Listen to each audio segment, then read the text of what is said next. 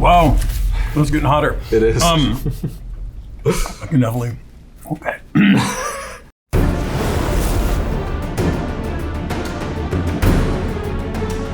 Hey, what's going on, everybody? From Pathfinder, I'm David Jameson, and you're watching Spicy Ones. It's the show with spicy questions and even spicier wings. Today, we're joined by Pastor Dion and Pastor Doug, and we are doing this as a promotion of our Men's Oktoberfest, which is coming up on September 18th at 6 p.m.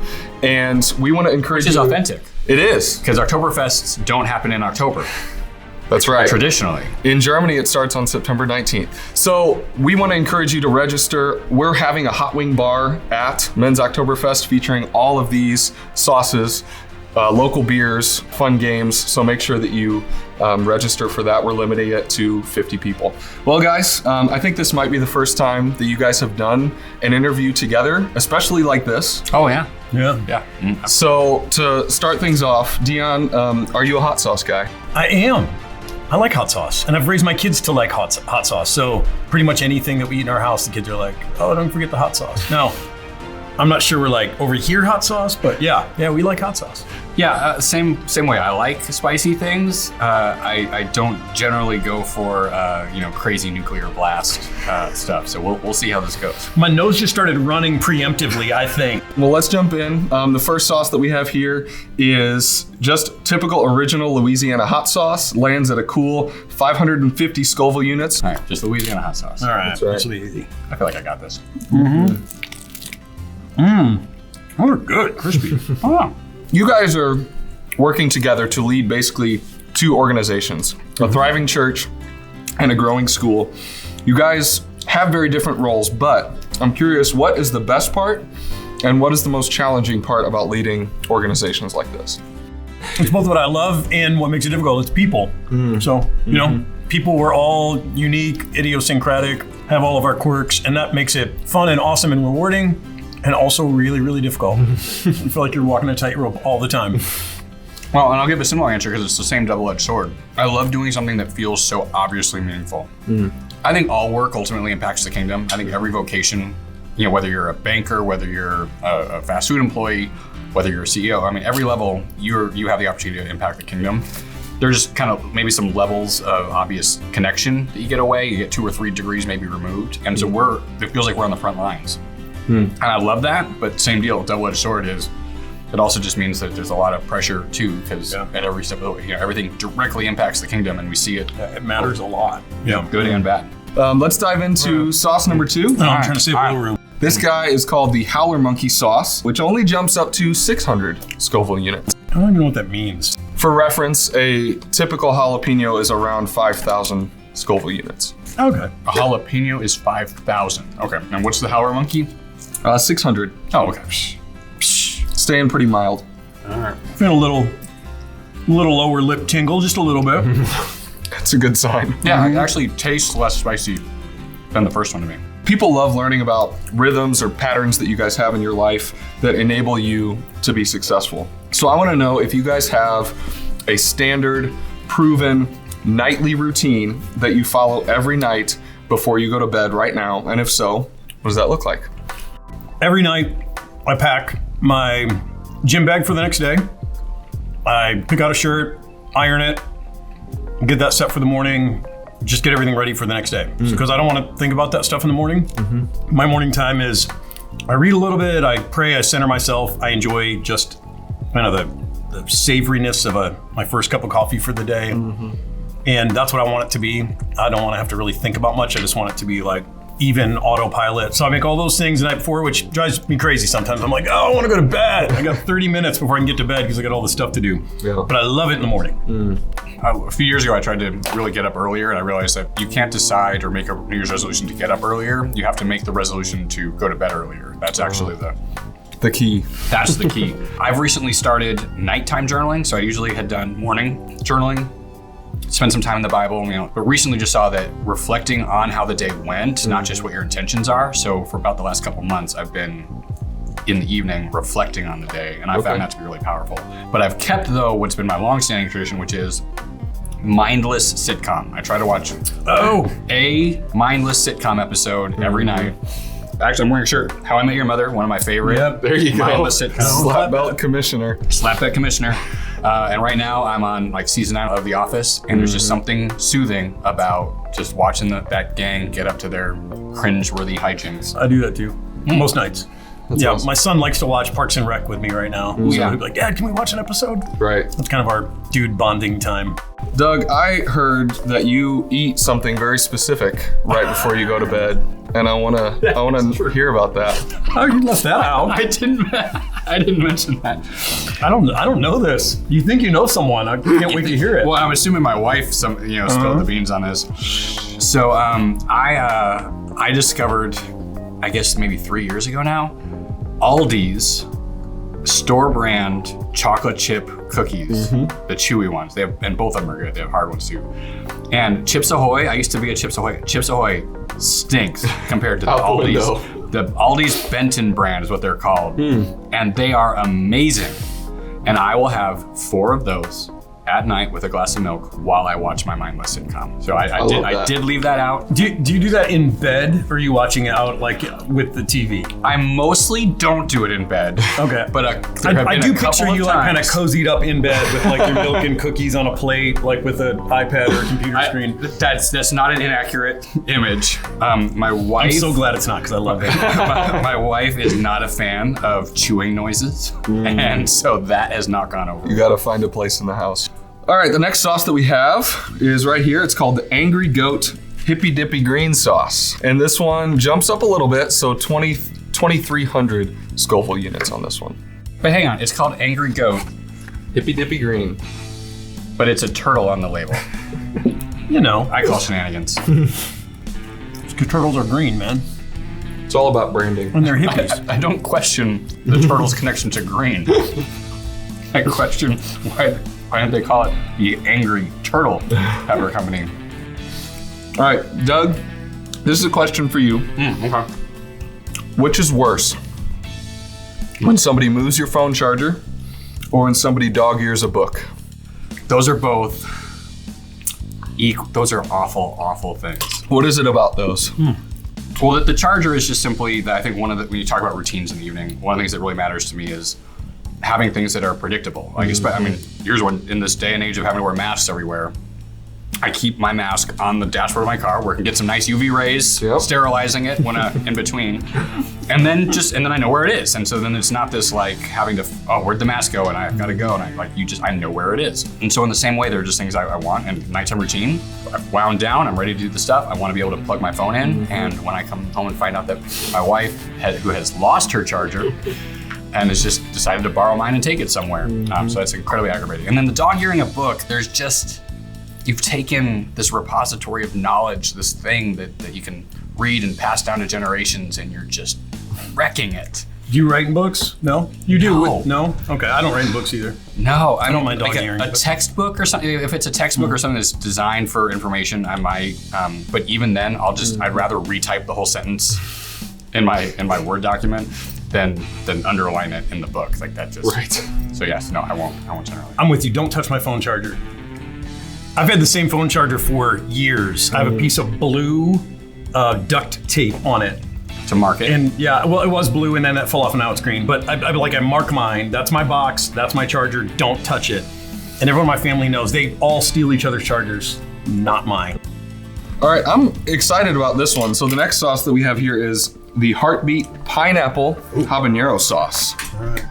This one just smells good. Oh, it does. It smells like Chinese food.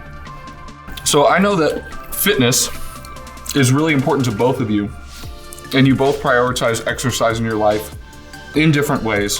What kind of workouts do you enjoy or prefer? And what is it about those kinds of workouts that appeal to you? Oh, just hit the back of the throat a little bit. It was good. I hate what Doug likes. I do not like to run. I paid my dues running, not doing it anymore. I just like strength-based, kind of total body, natural movement exercises. So free weights and movement. So I used to be a big P90X guy. I still take a lot of that. I just kind of create my own workouts. That and yoga. As I got older, all that strength stuff, you need to keep it loose. So I love yoga, and it'll actually make you strong. So those are mine. Yeah, I need to quibble with something that Dion said. I don't enjoy any of it. I hear people talk about runner's high and like, oh, you get in the zone. I absolutely, there's no workout that I like at all. You can't keep eating the same way you've been eating without changing something. And so my choices were to stop eating the way I've been eating or to start exercising. Right. And I didn't want to stop eating. So I picked the exercise. Those dang cookies from Aldi are so good. Those Aldi cookies, man, they're worth running 3 miles every morning. Yeah. So I could see you liking the routine of the running though. It's a good point. Routine's really healthy and important. I don't like it either. Like I push back against it. I resent it, but I also know that my life is healthier when I have it. Right. So it's all necessary evils for me, man. All right, we're jumping into the next one, which comes in at 25,300 Scoville units. Is the Chiba Gold. Wait. What were we at with the habanero? 12,200. We went from 12,000 to 25,000. Yep. Chiba Gold. 25. That last one was good. There it is. It's coming. I don't know if this is a bad sign or if like my lips have already gone numb and I don't know it yet, but this doesn't taste that spicy to me. So this is a two-part question. First, do you memorize your messages or deliver them with some sort of outline or bullet points? And then, can you tell me about your process for preparing for your weekend messages? Except, I want you to try to answer for the other person. Well, he's definitely a memorizer. Yeah. And he has a loose manuscript, I know, because he turned something in. But it's loose, and because I've heard him preach enough services in a row to know that there's a little bit of... There's some variation. We both, I think, officially start on Tuesday mornings with our message study group. And then I've never, you've said you have a technique for how he memorizes, because it frankly makes me nervous. I could memorize probably a 20-minute message and maybe even a longer one if I was doing it once in a while, but like the weekly rhythm, no way am I trying to do that without notes. I don't know if you do the walking around the house in your mind idea. I know there are different like things where people picture themselves in places as they move through parts of their message so they can kind of remember the flow of it. I suspect there's something odd like that. Or maybe it's some ancient Eastern art from when you grew up over there in Japan and where else were you? Philippines. Yeah, so maybe it was that.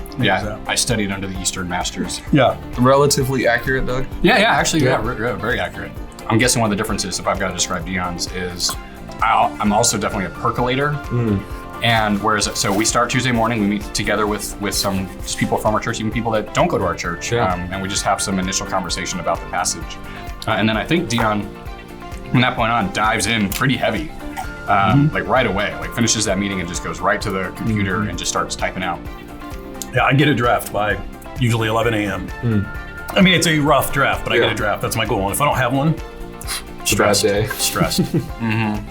No, and it shows, because I definitely see how I feel like your messages are so well organized, and I think it's because you just get right in there and get that draft done, and then you revise it a little bit. I think Wednesday, but then Friday morning, same thing though. You're typing it up full out, and again, yours are verbatim. Like I've seen some of yours, and I mean, it's the Roman outline system, you know, Roman numeral 1, 2, 3, a subheadings, and. Yeah, and so I always marvel at just your consistency, and you might emphasize something a little differently, but you've thought it. You've done all the thinking through ahead of time. All right, I need a little bit of help on this one. Doug, can you read that for me? Adobo Loco Hawaiian hot sauce. There's more. Hamajang. There you go. Hamajang. I think you nailed it. Smoky ghost pepper goodness. Ooh, smoky ghost pepper. Smoky. Okay. All right. What's not consistent is how much sauce the guy who made them put on them. That's where probably it's a little less than scientific. Here you go, Dion. I got you, man. Your families are such a massive priority for you guys, and so I wanted to ask, what are some fun but important traditions your family has? Dion, I remember talking to you about the difference that your family takes to Christmas versus birthdays. So I want to hear a little bit about that. Wow. It's getting hotter. It is. I can definitely. Okay. Just clear the throat. I know nose is running. Start to feel the beads of sweat. So in one of the things, being that I'm a pastor, Christmas, it's really hard just to even figure out how to do Christmas as a family. And we say Christmas is about other people. This is Jesus' birthday. So God showed us that he loves us and he loves the world. And so Christmas, yeah, you get a couple gifts, but this is about loving the world with Jesus' love. Church is a big part of what we do. So we serve a lot at Christmas together. And that's kind of been a part of our family culture. But birthdays, we say, those are all about you. Mm-hmm. We make it about you, and you feel, it's the most special day you feel all year long. And we try to be more generous and extravagant and encouraging. And no, I think that's such a great tradition and different than mine. But we do try to do dinner together, and it's 3 standing questions for every person, every kid. Okay.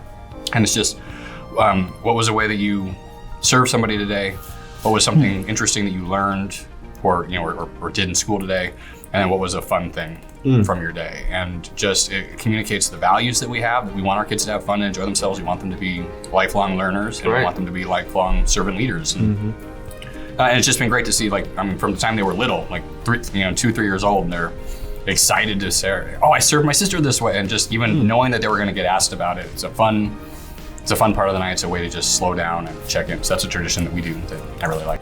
All right, so we're getting into sweating. Yes. Okay. This is called the Seed Ranch Thai green sauce. So green chili. Oh. This one comes in at right. 74,000. No way. We're not a gush. Okay. Okay. So Doug, tell me, who are you going to pick tonight at fantasy football? This is the year that I'm tempted to be a homer. I defy all odds and pick Drew Lock. But I think this is the year where pick someone that you think is least likely to get COVID is actually. So that's going to be my go-to this year, is not just who's got the top ceiling, but who's likeliest to stay healthy and produce all 16 weeks. Dion, I heard that you are no longer playing fantasy football, but you're still involved somehow. Yeah, I've retired from being a team manager, coach, and now I'm the league chaplain. So tell me about that. In the league that I'm a part of, there are a few events, and some of them are, life-threatening. So I feel like we need some religious oversight. And here in St. Louis, there have been different pastors in the area who served as chaplains of major sports teams. And I thought, that'd be cool. I'm not a huge sports guy, so this is my shot, man. Put it on my LinkedIn page. Shall we move on? I'm gonna take another bite of this one. I know, I'm gonna really saving good. that one for later. I'm coming back. All right, so what do we have? Oh, so no. this one's terrifying. This one is called Da Bomb. So it's called Da Bomb Beyond Insanity. And it's got the nuclear, yellow, black. I'm offended by the mixed metaphors. Is it a blast? Is it a bomb? Or is it mind blowing? Or is it all of the above? I want to take a small. I'm assuming we're up in the 100,000. Take a small bite. I just hit the back of my. My gosh, that just hit the back of my throat, and my nose instantly started running. This one doesn't taste good. It's probably my least favorite flavor-wise. And yeah, okay, there it goes. It took a minute. It takes a. Took a minute. Wow. I'm definitely hitting sweaty. Doug, this one's for you. I heard that your best friend Seth got married recently. He did. And you got to attend his wedding. But I heard it wasn't what one would consider a typical wedding that one might go to here in St. Louis. So my buddy Seth just got married, and he married an Indian girl. First generation in this country, her parents are from India.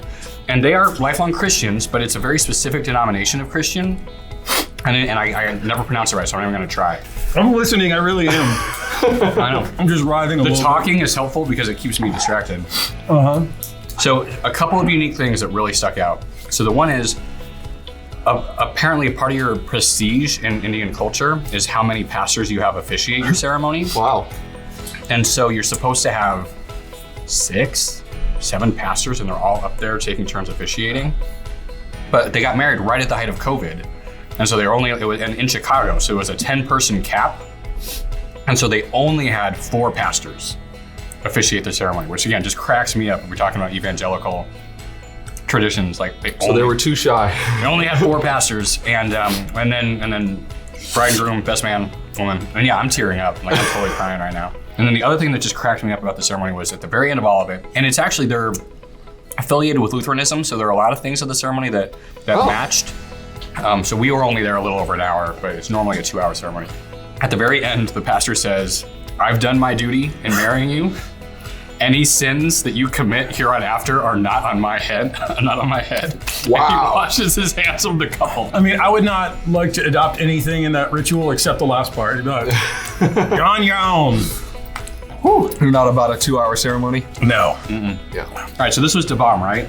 Oh, That was the bomb. How you feeling? I loved the first 7, and this was a very fun experience.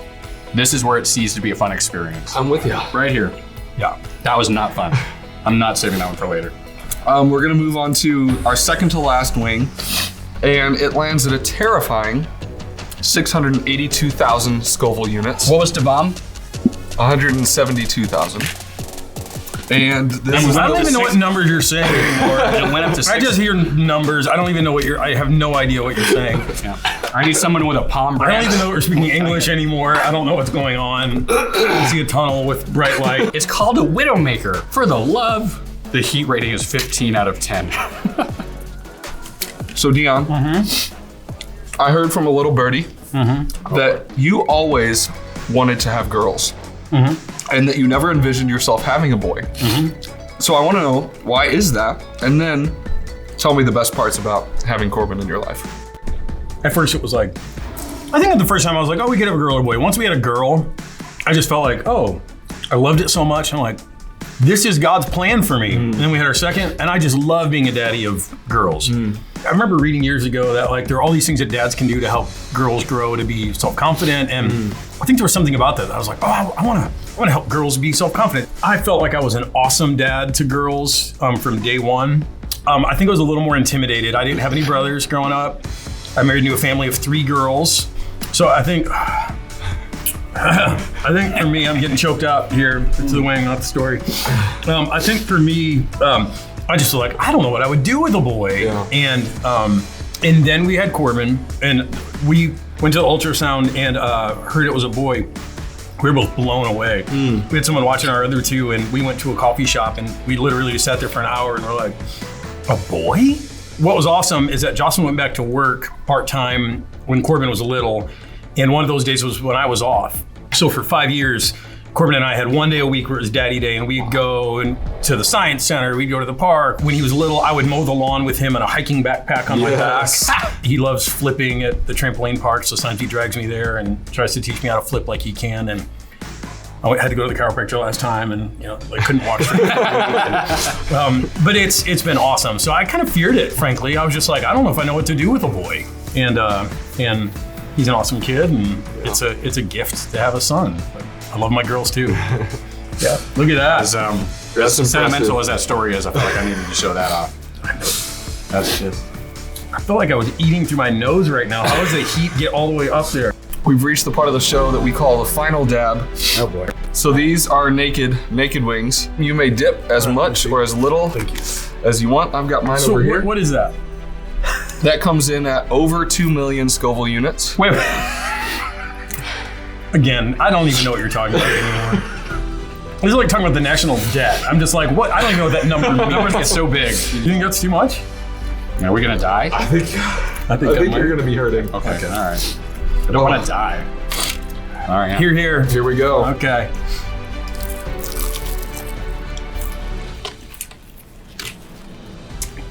That one has better flavor than the other ones, or the other last 2.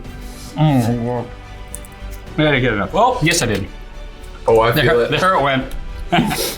That's all we have for today. This camera. Why don't you tell the people why they should come to Men's Oktoberfest? Well, I think the first thing is, can you promise that you will not have this one there? That will be there. Oh, will. All right. Well, then you should come just for the sake of avoiding that one. No, but honestly, you should come because I don't know about you guys. I am missing my friends. I'm in an Ironman group, and we've been Zooming this whole time, and we are stir crazy. We are desperate for something to do, to actually see each other in person, to meet some new people. So you should come because we've all been in this cave called COVID, and we need to start coming out in groups of less than 50. But we need to start coming out, so you should definitely come. all right, the wings are good, beer is good, and community's good. So, I mean, got 3 good things. Amen. Trifecta. That's right. That's right. Well, thank you guys for watching. If you're a guy and you're in St. Louis, we want to again encourage you to come to Oktoberfest. The link will be on the screen. Make sure you register because we are limiting it to 50 people. And thank you guys so much for watching.